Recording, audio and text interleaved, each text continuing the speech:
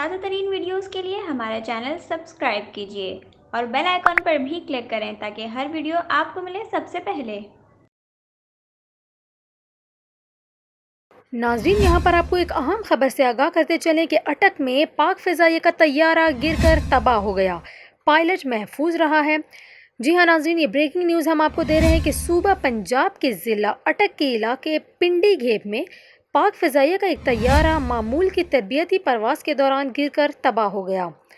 ناظرین، اس حوالے سے متعلق پاک فضائیہ کے جاری کردہ بیان میں بتایا گیا کہ تباہ ہونے والے طیارے سے پائلٹ بحفاظت زمین پر اترنے میں کامیاب رہے ہیں اور زمین پر کسی جانی و مالی نقصان کی اطلاع نہیں ملی۔